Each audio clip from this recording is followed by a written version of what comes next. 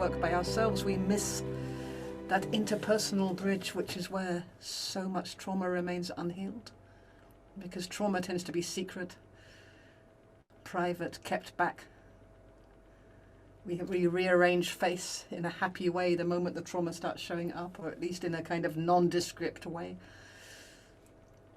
It's well guarded in terms of exposure to others, which means that exposure to others is part of the healing pathway back again.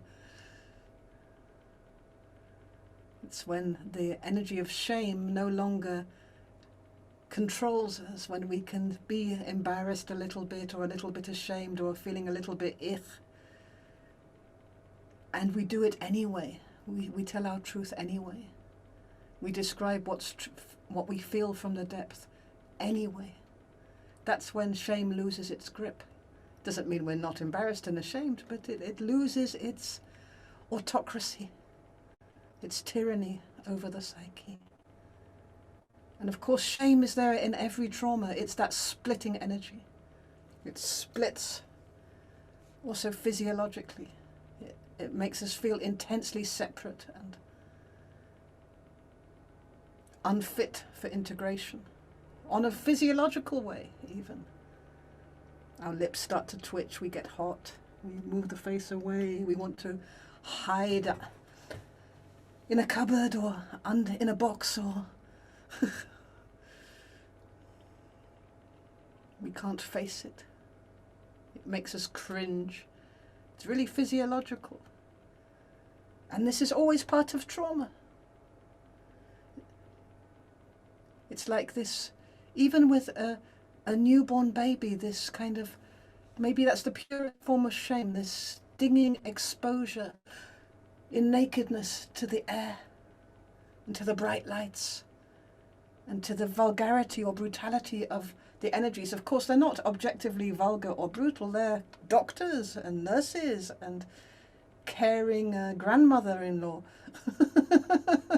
as if. But to the baby, it's shocking on the skin surface.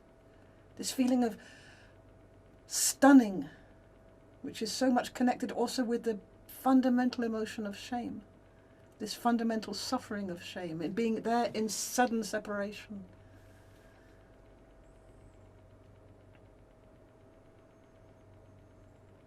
So we began on the first day by talking about how, first of all,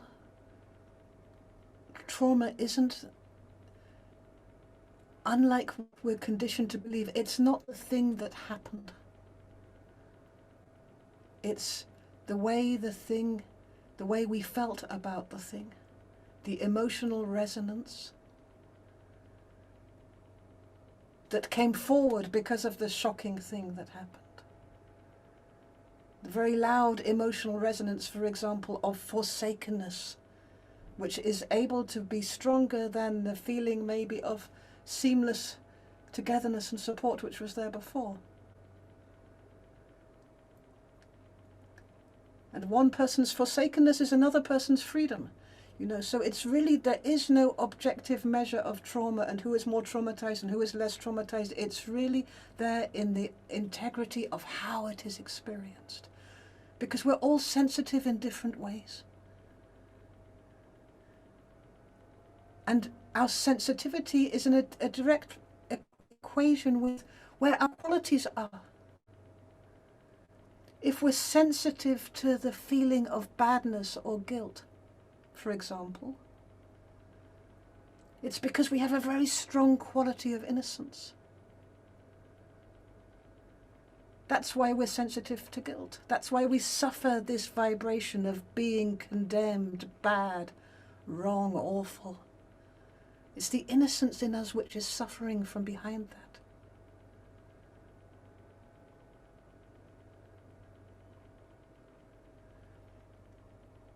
If we're very, very sensitive to conflict, and we can't stand conflict, and we avoid conflict at all costs,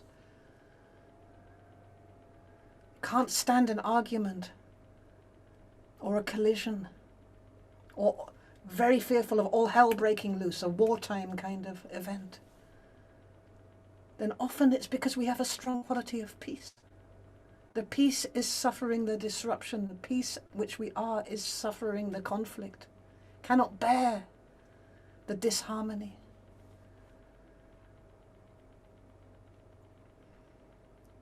So the trauma is not even the suffering which comes forward. The site of the trauma, as we said on the first day, is in the non-dual quality. At that moment where the non-dual quality is breaking through like a light into this world. It's being born into this world, and it meets disruptions, it meets different varieties of suffering. And sometimes the suffering is very, very, very loud, and the mind steps in protectively and says, okay, reorganize everything, recruit the beliefs, let's do things differently. Let's not ever again be this sucker that totally comes into a sense of peace. Let's be always a little bit ready for war. Let's always be watchful for the conflict. Let's always have our finger on the pulse of the trouble which could be coming. Whether it's in our own the day ahead of us. The sensor of war is going on, the sensor of conflict, of where trouble can start.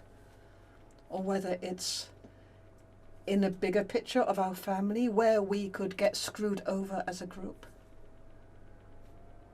Or whether it's projected on the whole political global realm. Oh my God, the Russians are coming. I know it, and they're all lying to us. There's Reds under every bed.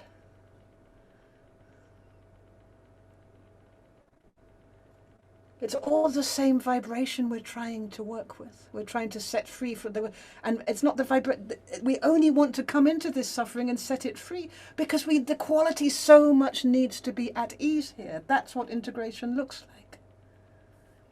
We want to be at peace here in this world, at least not to sacrifice the peace. We want to have a unnegotiable sense again of our innocence, at least not to sacrifice it because there is guilt hanging around the whole of humanity. This is the thing which is precious. This is why we suffer. This is where the longing is. This is where the suffering is and where the longing is. Because we want to be free in our true nature. It's a suffering not to be free in our true nature.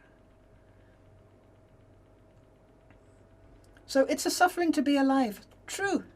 It's a suffering to be a divine spark here in a state of evolution through the physical human side of creation. Suffering, whatever suffering is part of that process, that work, that service, that purpose.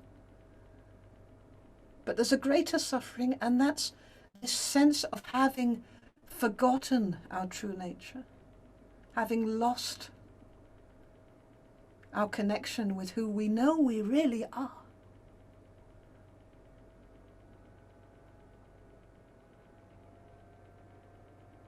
Craving to come back to that relaxation. All the way to the pub. Looking for ways to get that relaxation back again. Maybe if I had a new pair of shoes, then I would feel fulfilled. We didn't forget that there is this fulfillment, but we're trying to get it back somehow from the outside.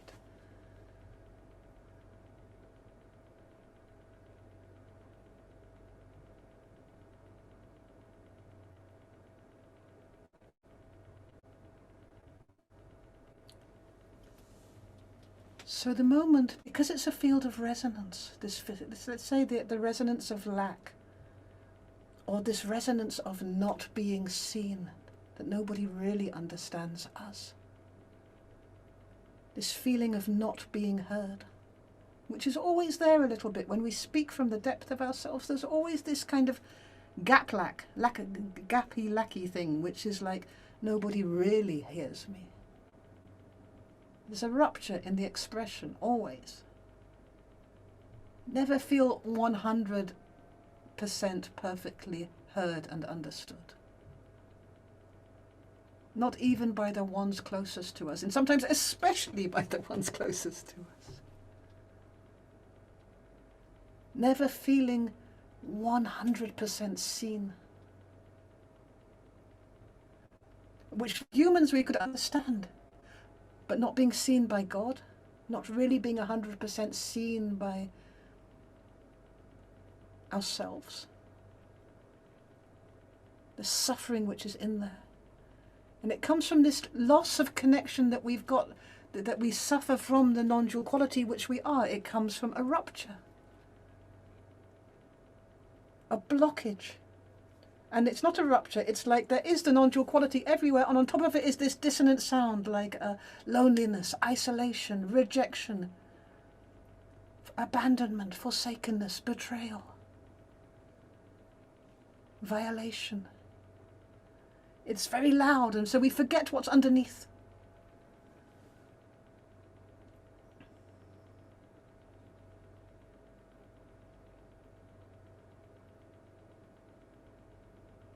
And it's very, very hard to surrender into the field of our suffering and to just let ourselves go there unconditionally into the field of our worst nightmare. But it's even harder, paradoxically, to surrender unconditionally into the field of our quality, of our true nature. Because suffering, for all that, we know it. We know this deadly feeling inside ourselves.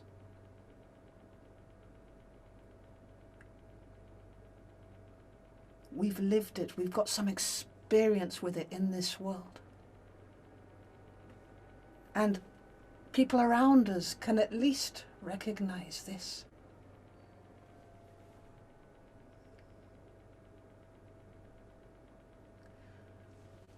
But it's even harder to surrender and to release all conditions on the qualities of our true nature. That place where we could get shocked. That place where the suffering, it seems somehow like we go to love, for example, we're blowing the whistle towards inevitable disappointment or betrayal or abandonment or forsakenness or grief. Because whoever we love, we will lose them. It's almost like the qualities are tagged with other forms of suffering. So why would we surrender into it? Because at least if we surrender to our suffering, we're well defended. Our body is already clenched. It's ready. But if we surrender into our purity and just be what we are naked, we're undefended. And deep inside our unconscious mind, the qualities have become associated with particular forms of suffering, as we said on the first day.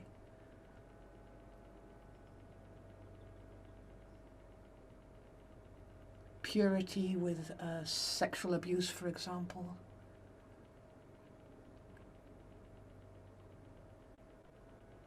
Or almost like we're inviting, too pure for this world. Some kind of abuse will come.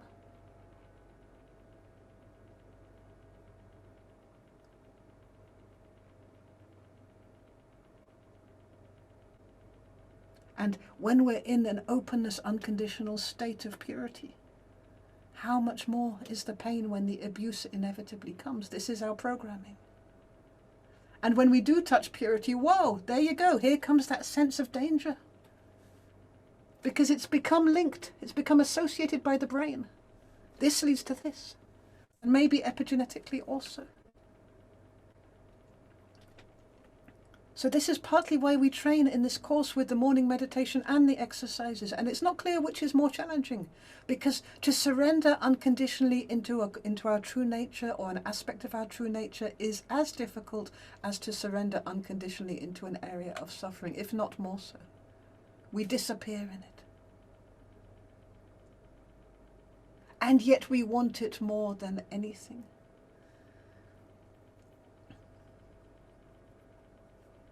So, it sounds like God did a shit job creating this universe like that. And yet there is this kind of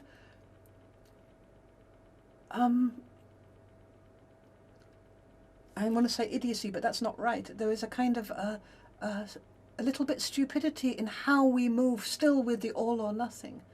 So In spiritual circles, for example, there's just this word surrender. Surrender completely, jump off the cliff, let everything go. Dive in, go into free fall. It's not realistic according to the world of duality in which we live. The whole nerve system is based on polarity, left, right, up, down. Our body is built on duality, left, right, up, down. We have this physical body as a gift, as support, as a structure through which we can experience. We have 2 eyes, not 1. 2 ears, not 1. 2 hands with which to touch the world, not 1. We are given this gift of duality as a means through which it's possible to surrender into experience.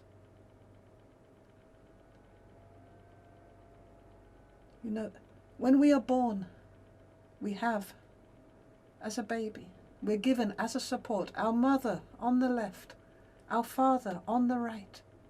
And here we are, life opening up to experience. And because the mother is on the left and the father is on the right, we are able to be free as children in the field of experience. When we walk, we feel our left foot, our right foot, our left foot, our right foot.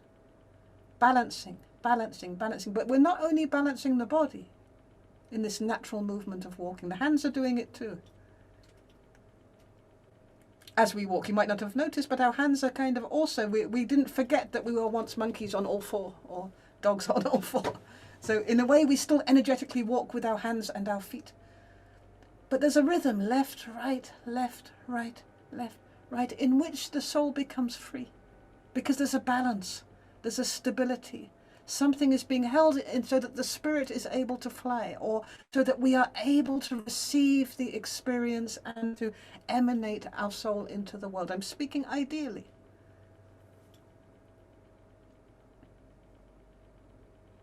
If we were totally empty, we would still be supported with a left and a right, an up and a down. If we were emptied of every single part of ourselves, meaning not just traumatized, but the personality is ground to smithereens, no more, nobody, nothing, nowhere, gone, we would still walk left, right,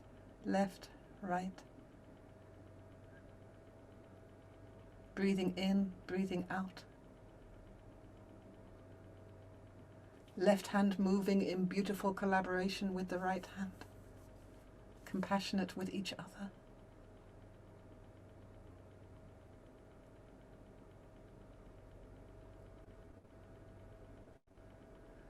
So letting go so often depends on a structure of symmetry which we're able to hold on to in order to empty ourselves out.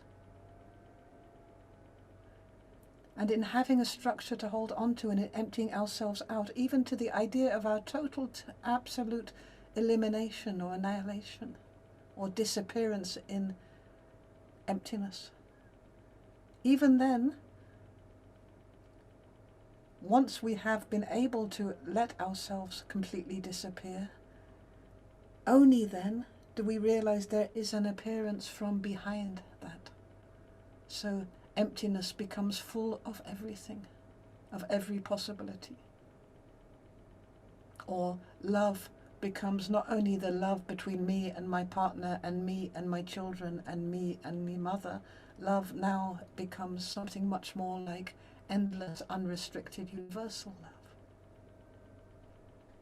And partner and children and mother and father and trees and dog and.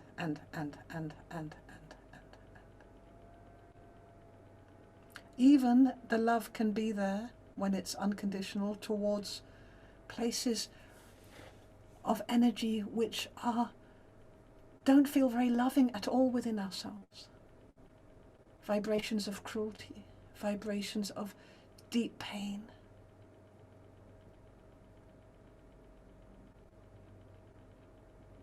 Vibrations of arrogance, vibrations of ego, vibrations of wishing bad, vibrations of jealousy, all of this It's also just vibrations appearing in the field when we let ourselves be supported in human form.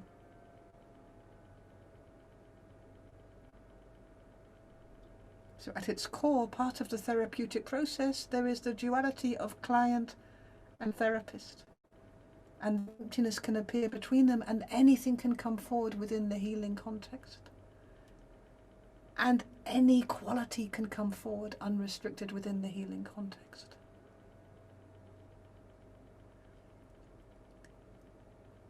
The beauty is that it doesn't really matter how we get to these resonant layers. It can be through, like we do in the meditations, the resource meditation, through contemplating the purity of a raindrop.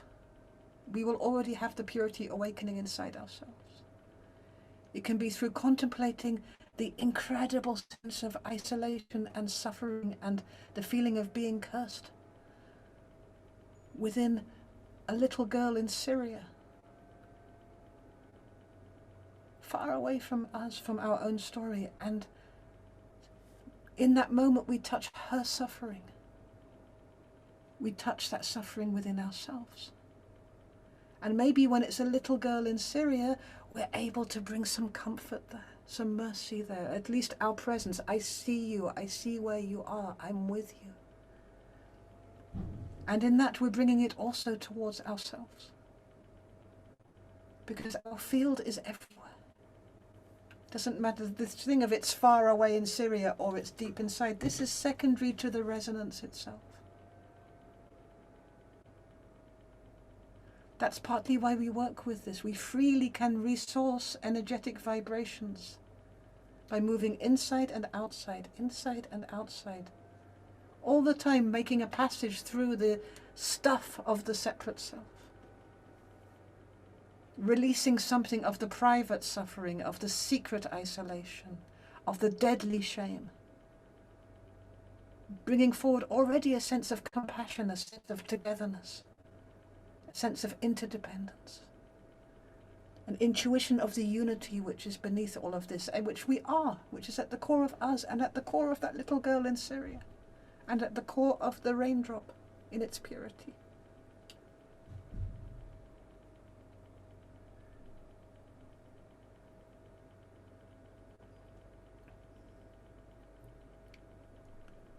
So here we are in a place of almost happy. Having moments of our true nature, but not really feeling that it's our right to fully dive into it. Missing it like hell. We become spiritual seekers. And we have these experiences of awakening and release. But then there is this whiplash effect where, quite logically, where all the reasons why not to be enlightened come forward, saying, but really? Really? You're going to trust now?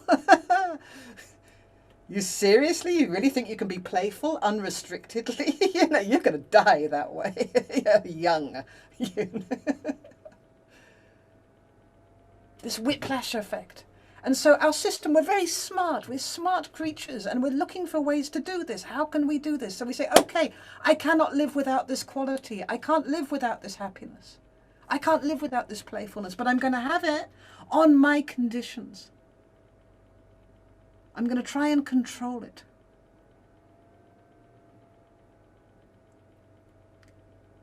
So when we start to try and control a quality, we begin to hear the inner voice saying things like, people should be caring.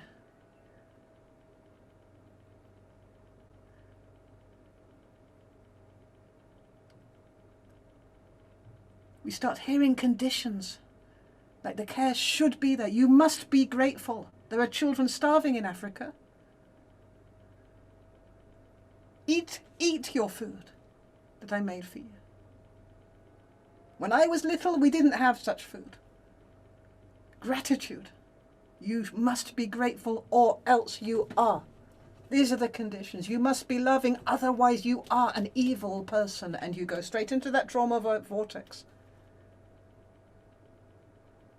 You must be friendly, otherwise everybody will see you as their enemy. So be pleasing and nice and sociable, and make sure you've got lots and lots of friends. Otherwise, you're going to end up being the enemy of everybody. Not good. You'll be persecuted, lynched.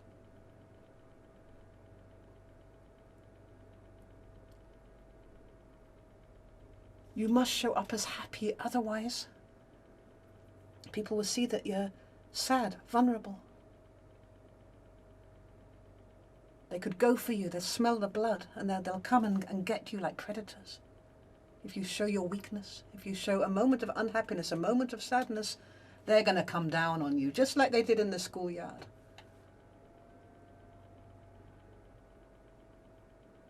So we start to build the quality into our personalities in a way that we can control it. And part of the way we can control it is we come to a stage where we say, okay, we have this experience, for example, about love. And it's like, we will now demand that love always be there. And you'll see this in your clients. You'll begin to get to a place which is a little bit dodgy from their point of view. And they'll start protesting love. Oh yes, but I can feel the love I'm bringing towards this place. And actually, I really do love my mother, and I do actually, I'm really a very, very loving person. I'm such a loving person that ever since I was born, I was loving, and nobody ever appreciates me, and everybody rejects me and sacrifices me and all of this. But I'm a really loving person. They're all entangled around the quality. It becomes a quality complex.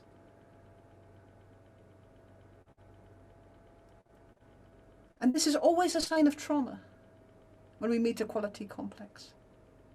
Because the person is going through a whole process with this quality. A whole process in which they incredibly lost faith in the quality in its naturalness, but they can't let go of it either. So they need to control it. And it so much resonates with who they are at the soul of themselves. They really are a loving person, but they forgot that. And so now they're pretending to be a loving person. Because they forgot that they are actually, without any question, it's not even negotiable, they are love. What are they protesting about? But they forgot that, so it needs to be asserted, it needs to be dictated a little bit, like an ethic. I know I should forgive, I know I should forgive. I've done my work, I've forgiven them. Everything's fine now. I'm just so chronically depressed. So much life doesn't seem to make sense, but I've forgiven my whole family. Quality complex. Of course, these people have a natural quality of forgiveness, but it didn't go through the process of anger.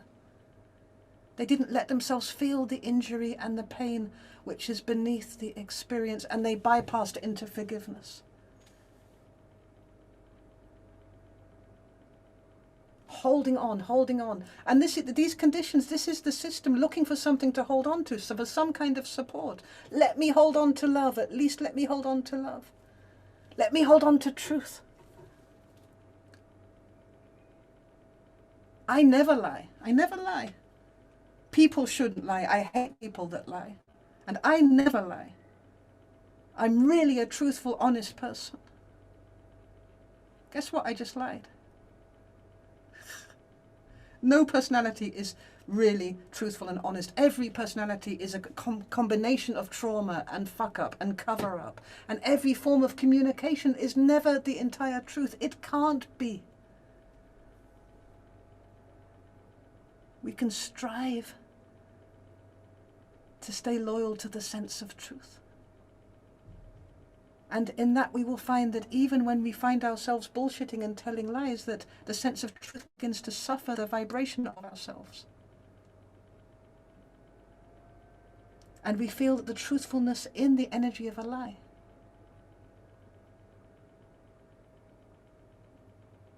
And the spookiness. And the truthful of that spookiness. That gaslighty sense which is there in the energy of a lie. We can meet it with a sense of truth. We don't just close down the whole experience and say, no, people should be truthful and they can cease to exist, these liars. No. So that's the difference between a truth complex and a reconnection little by little with the quality of truth. So often this is a way to find the quality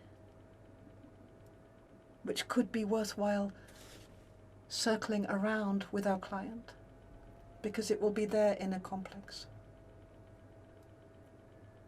The best mother ever. I am the best mother ever. Well, yeah, you get it. I was the best mother ever. And then little by little, in being a mother, my mother began to show up within me. And I realized I was the best version of my mother ever. Because she can't really get avoided, because, you know, she is my mother. On the way to being whatever the best mother is. And these qualities go, these traumatized qualities, these threads go from generation to generation. Often you see families moving around the quality complex. So my mother's mother was quite a complainer. She was quite nasty. She used to like to cut people down. And of course the grandchildren it didn't bother that much, but her daughters it bothered very much. It kind of crippled her daughters. Really quite nasty, and took pleasure in her nastiness. And so my mother told me, if I ever become like Granny, then tell me. Let me know if I ever turn into her. I thought, okay, I remember this. Dear sacred mother, I love you so much. I remember this. And then 10, 15 years later, she started being really vicious and nasty, just like my grandmother towards me. And I said to her, you know, you became just like Granny. And she's like, how on earth could you say that to me? That's just like you. Like, I can't believe how unspeakably evil you are. In fact, you always have been. And so I was driving along with my daughter. And I said to my daughter, she's like, I want to do this and I want to do this. And I said, push your luck. And I heard my mother and my grandmother, this expression, push your luck. You know, like, what is that as an attitude, you know? Moment of awakening. And I say to my daughter, if ever I become like Granny, don't bother telling me it's too late. You know, it's a done deal. You know? Give up on it. But it's such a relief in that moment of like, okay, we've just let ourselves love them anyway and not take ourselves too seriously. Let it be playful. Let it be joyful anyway in its brokenness, in its unrepairability. Let's enjoy life anyway. Enjoy the process of how this works, the curiosity of like, whoa, the same sentence from generation to generation showing up. The same threats, the same codings, and the incredible relief when it's seen because it no longer owns us. And that's the healing of trauma. When the trauma no longer owns you, you own the trauma. That's the flip around. You own it like a medallion of a hunting trip into the wilderness of something that you have experienced, like a hero's medal. It no longer possesses you with all the shoulds and shouldn'ts and have to and danger and be careful and feel afraid and never relax and never trust and never really be yourself. Only never to thine own self be true. It's huge. Little things. We didn't heal anything. But everything changes with the attitude.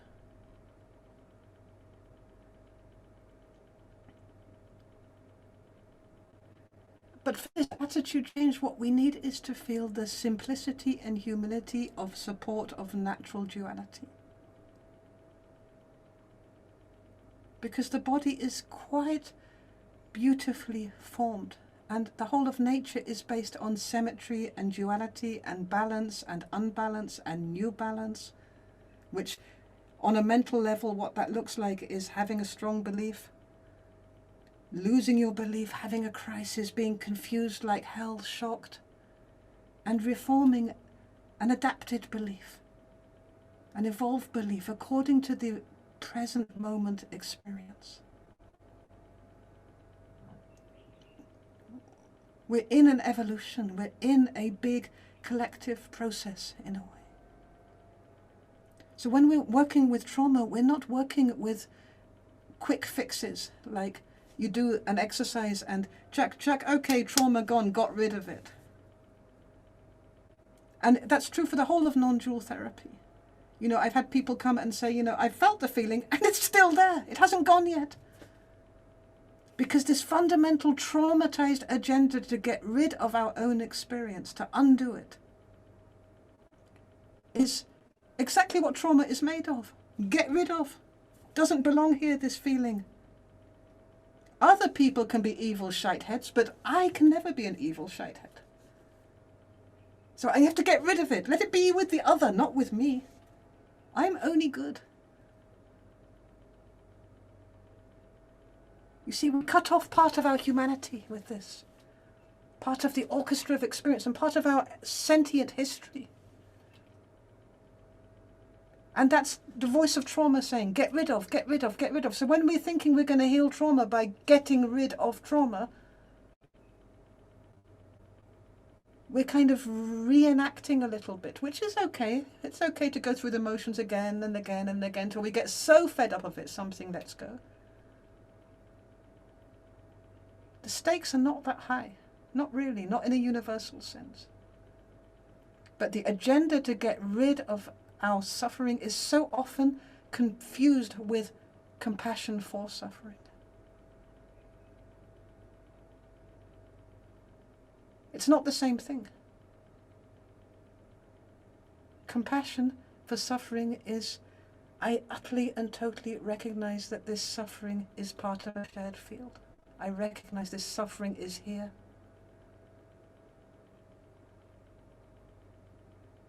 And because I open up to the suffering that's here in a movement of empathy, I cannot help but take what I can to support it. So if I'm able to find this feeling of my worst nightmare deep inside the pelvic area, and I recognize it's there, and I let the body, the whole body, recognize it's there.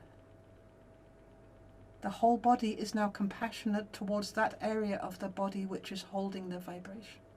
By itself, compassion moves by itself with recognition of suffering. And of course, the hands don't say, okay, I'm going to rip out my belly to get rid of this vibration of suffering in the pelvic area. No. But it resonates a vibration which is there at the same time that the left hand and the right hand is feeling quite together, quite happy, quite able to stroke the dog and feel the warmth and love from the dog and receive that sensation through, even though there is this feeling in the pelvic area, both at the same time. These arms, even though I feel utterly and totally alone in the core, behind my rib cage, these arms are able to go and hold a horse and feel the horse on my shoulder. Together with the aloneness, compassion, means togetherness, togetherness in the passion. This is nothing to do with getting rid of the feeling, getting rid of the trauma, disowning it all over again, forsaking the forsaken, rejecting the rejected part of ourselves, betraying the part of ourselves that feels so betrayed. It's quite the opposite. It's much more an opener, the whole body moving with an open spirit towards the area of suffering, knowing that we are more than this. We can be here for this. We can be here for this field.